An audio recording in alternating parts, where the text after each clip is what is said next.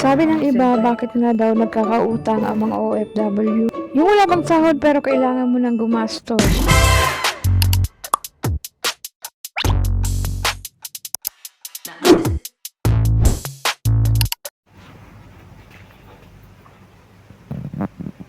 Morning.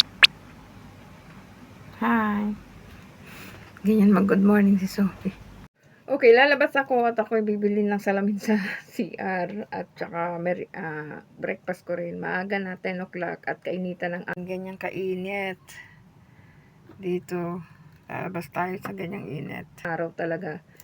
So, siyempre, huwag natin kakalimutan ang ating U-Glow Babe. So, maglagay tayo muna ng U-Glow Babe bago lumabas, mga love. May mga sunscreen. Kasi sobra ang init dito ngayon sa Middle East.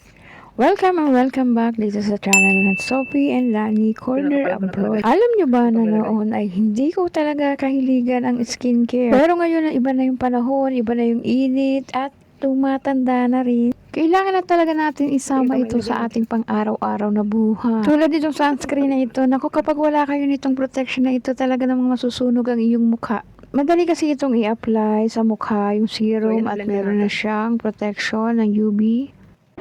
So, ganito kainit, oh. Oh my gosh. Dito sa Middle East, bihira ang puno. Yan nga ay napakanipis na halaman lang yan. Talagang kapag lumabas ka ay direct na direct sa iyong mukha ang init. Init sa Middle East ay hindi mo mawari. Yung tipong nagluluto ka ng pang-piesta na pugon ng mga apoy. Ganun, sobrang kainit talaga. Kaya para proteksyonan ng iyong skin ay talaga naman kailangan mo mag-sunscreen ng maayos na product. At of course, kailangan mo ng payong o kailangan mo ng summer hat. Yan ang hindi alam ng ibang kapamilya natin sa Pilipinas na araw-araw talagang sinusuong. Wala kang ibang choice kundi harapin kung ano man ang init o panahon sa ibang bansa. Kung papasok ka ng trabaho, maglalakad ka papuntang transport ay talaga naman sobrang init. At dito nga ay may mga schedule ang delivery driver tulad ng mga nakamotor. Ang kagandahan sa government na ito na alam nila talaga kung gaano kainit ang kanilang lugar. Dito kung ang delivery driver ay nakamotor, meron silang schedule na panghapon o panggabi lang ang kanilang oras. Sa umaga naman ay ang mga nag-deliver na may mga sasakyan. Like kotse o basta yung may bubong na pang-deliver. So, nag-protection ka sa balat mo, wala. Ibang init kasi dito. Ang init dito, hindi ka parang pagpapawisan or something. Dry siya, dry. Yung tipong natuyo na agad yung pawis. Uy, bibili lang naman ako ng kasi sira na yung salamin sa CR namin.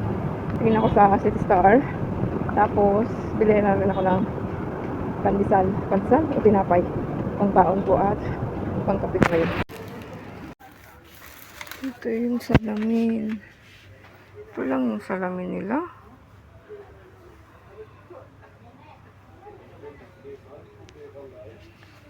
Ito yung mga decoration.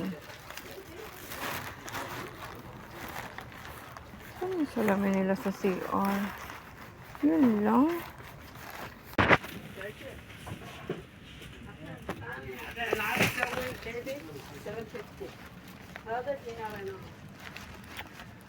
Dito ako bumibili ng kung ano-ano lang. Pero nasaan ang salamin nila for bathroom? Yun lang. Uy! So, wala yung salamin na gusto kong bilhin. Makabukas na lang. Siguro ba?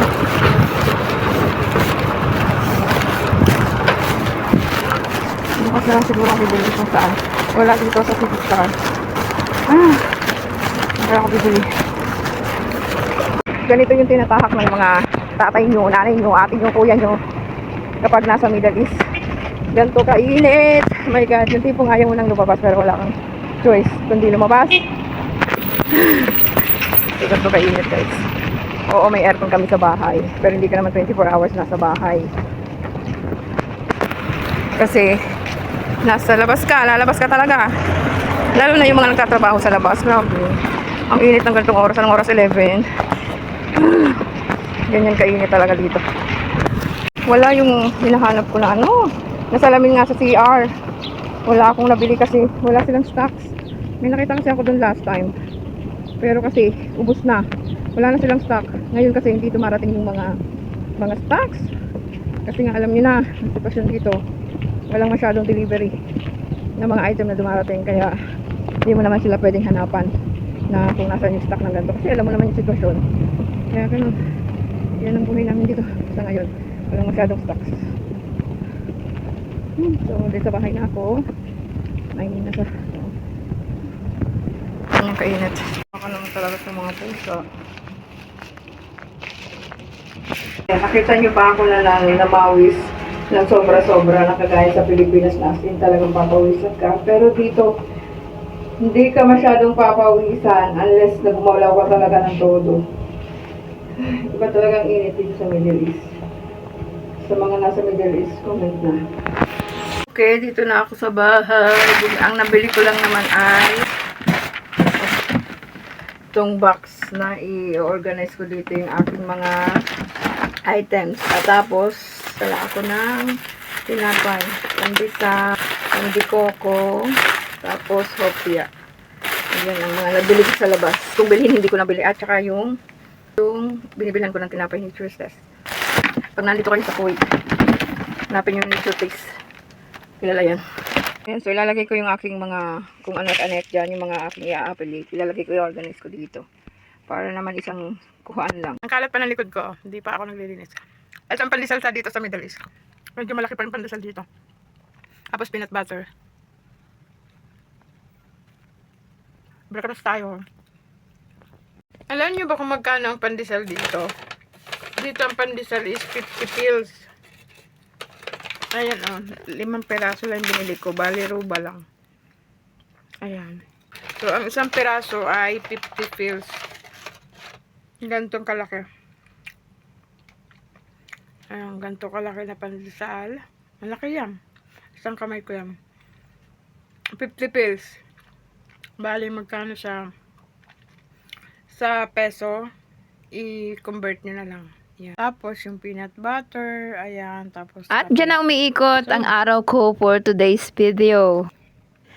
Sa araw-araw talaga o sa isang linggo ay kailangan mong gumastos na galing sa iyong sahod. Kung minsan talaga ay may nasisira sa iyong bahay, sa kwarto mo ay kailangan mong pagkagastosan. Hindi naman kasi libre ang bawat bagay na nasisira dito sa loob ng bahay. Kaya may mga emergency at mga bagay na kailangan mong kuhanin sa budget mo. Na minsan talaga hindi maiiwasan na kapag wala kang budget ay manghihiram ka sa iba. Sila, pag kumakain ako, nandun yan, oh. Ikaw, anong kwento mo bilang OFW? Hanggang sa muling video, please do like and share.